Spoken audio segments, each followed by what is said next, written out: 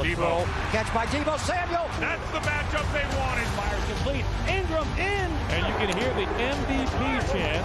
Wide open George Kittle. My goodness, what a play design. The San Francisco 49ers coming east next week in the matchup of the year.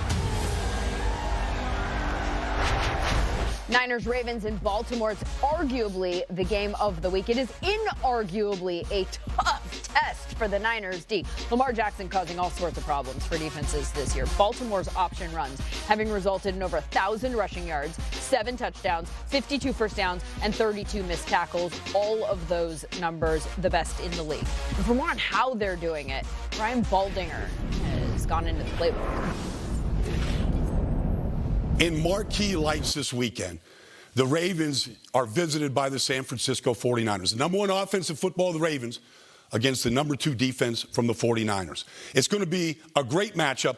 And let me show you a couple plays here from the Ravens rushing attack. The powerful rushing attack that they have. They love to run power football right here.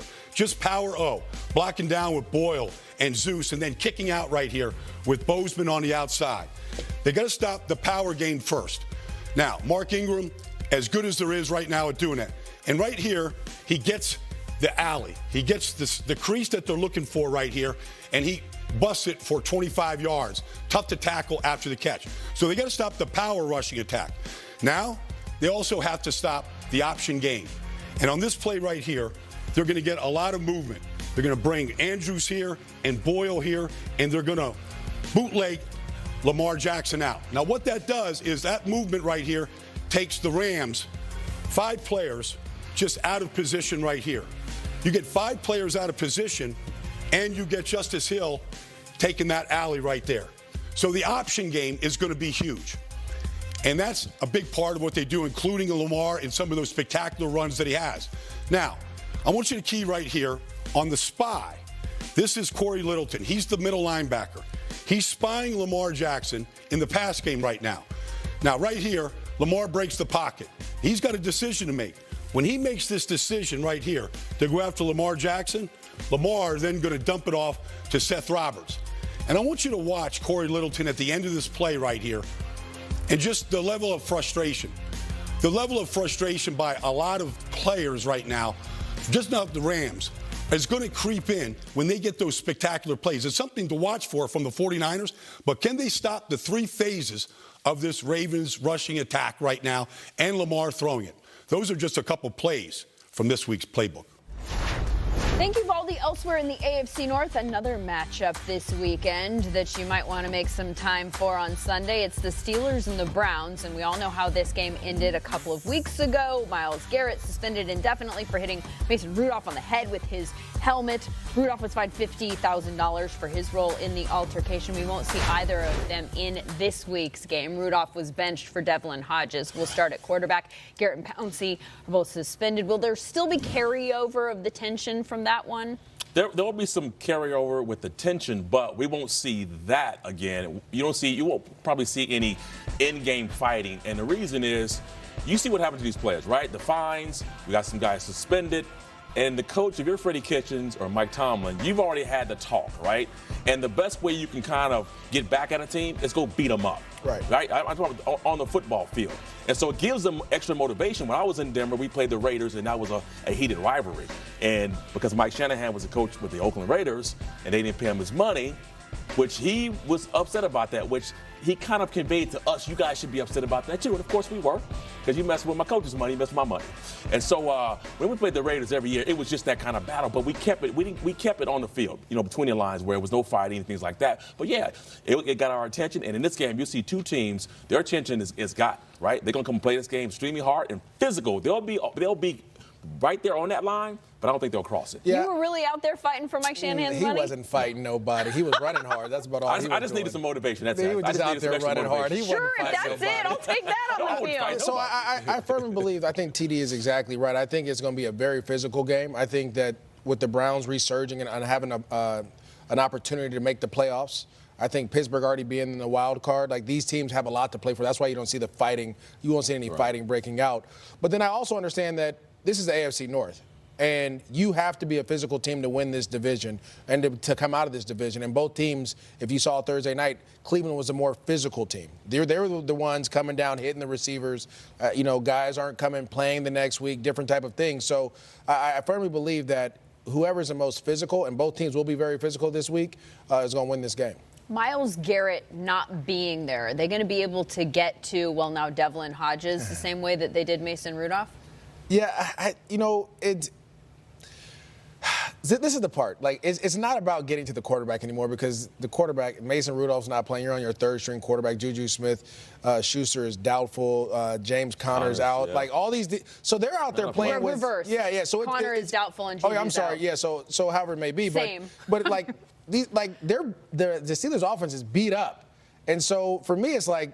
You just have to play sound football if you're the Cleveland Browns. Literally just go out there and do your job and then go out there offensively and find a way to get Kareem Hunt and Nick Chubb the ball and just do your thing. Again, the Steelers defense, they give up some yards on the ground. So if you can run the ball at them and limit the hits on Baker Mayfield and the turnovers, you probably have the best chance at winning. Yeah, I think for me, the Steelers won't put up enough points, and that's why I'm picking the Browns in this game. We saw something last week where you got OBJ balling, you got Landry balling, you got Kareem Hunt balling, you got Chubb balling. So now you're starting to get a team that all these pieces we talked about early in the season. I know it was the Dolphins, but it's good to see it. You see the game way that they've no one's gelled. talking about, TD? Which one? This same team beat the Buffalo Bills. Beat the Bills, exactly. Yeah, so the last 3 games, they've won 3 straight. So, so the Browns are on a good roll right now, and I think that they're certainly trying to fight for that playoff spot. They should beat the Steelers, who don't have all their weapons. Speaking of the playoff spot, both of these teams really are fighting for these playoff spots. The Steelers have a wild card spot if the season ended right now, but look at all those teams that are also in the hunt to the right of your screen. If we can pan over, there's a lot of teams that are in that mix. Nobody can afford to trip up here. The Browns, one of those teams that's trying to get in. 2 other teams that are here on this screen that are playing each other this week, the ones that you see there in the 1 and 3 seeds currently, respectively. It's New England and it's Houston. New England, we know all about their defense. The offense is struggling, though. They're looking for answers. Is Julian Edelman trying to help them find them? I mean, I don't think Yoda or anything would go out there and tell his secrets of how he trains Jedis, so I'm not saying anything, buddy. So that was Julian Edelman, who was asked if he's sharing the secrets with all the young receivers that he's bringing along there in New England this season. This game is in Houston, where the Texans are coming off a win in which 60% of their offense, guys, came on 7 offensive plays. 60%, wow. 7 plays, completely reliant on their big plays hitting. But New England essentially doesn't allow those big plays to work. They have a 25 passer rating allowed on passes of 10 or more air yards. The next closest is Buffalo with 61. So how does Houston attack New England? Because it seems that the way that they typically like to with those big plays, that might not work against this team. Yeah, the way you attack the New England Patriots is with your running backs out of the backfield. We've seen that with the Kansas City Chiefs when they had Kareem Hunt a couple years ago when they struggled, right? They couldn't cover him. He was able to get down the field. So you have a guy by the name of Duke Johnson. You brought Duke Johnson in just for that reason only, to be this mismatch. And then you have to also use your tight end Fells as well. Those are going to be the guys, because on the outside, the Patriots do a great job of stopping receivers. They double team guys. They do it from different levels of the defense, from the defensive line, linebacker, and safety position. So you have to find ways. The 3rd and 4th options have to make plays. That's Fells and Duke Johnson. With all that being said, though, it's just tough to pick against the Patriots right now. There you go. It is. And for that reason, when the Texans played Baltimore, we thought this was going to be a high-flying act, right? Yeah. Baltimore's defense is a top 10 defense. And the Texans, this is the only top 10 defense they faced already this season. They were at season lows in points, total yards, 3rd down percentages, and they allowed 7 sacks in that game. That's not good. That's not good. So the reason I bring that up, they're playing a defense that is really good. That's a top 10 defense. And we talk about the way they're going to be able to stop Deshaun Watson in this situation here is in games like this, you talked about that deep pass stuff. That's the 3-point shot. Yeah. That's a 3-point shot. You're not the Warriors That's out the here. Warriors, right? You got to beat the Patriots with some patience and long, sustainable drives. and then pay those off with touchdowns. If they can do that, they have a chance. But the Patriots, they are so good at turning the ball over. Their defense is extraordinary right now. So I think the Patriots are going to win. Another thing is this: the Patriots are one of the top special teams teams in the league as well. They find ways to get points on special teams all the time.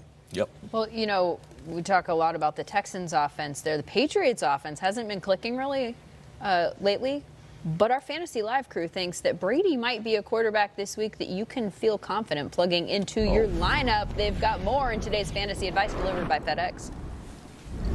We're talking about some QBs you may be worried about that we think you should feel confident about this week. Cynthia? I have Tom Brady. I mean, it's always weird that he's even included on a list like this for me. Right. But ultimately, when I look at what's been going on in their ability to get more production in the run game, this means that all of the other things that Brady does are going to really start coming together. And look, it's Tom Brady. I had a chance to talk to my most trusted quarterback advisor, and I said, who's the guy you want from here on out? Anyone in the league, not Lamar Jackson. He says Tom Brady. All right, Adam, what do you got? You know, I'm going to go with Sam Darnold. It seems like, what was it, a month ago? Everybody's making jokes about this guy. He was memes everywhere. And I now didn't see any jokes. Now he's got this second act where he's coming in and crushing it, like when Bill Murray did Lost in Translation. Hey, he's a serious guy now. And as a matter of fact, over the last 3 games, he's scored more than 21 fantasy points. He's rushed for a touchdown in 2 of his last 3. Now he's going up against the Cincinnati Bengals, who've allowed the 3rd most fantasy points to quarterbacks this season.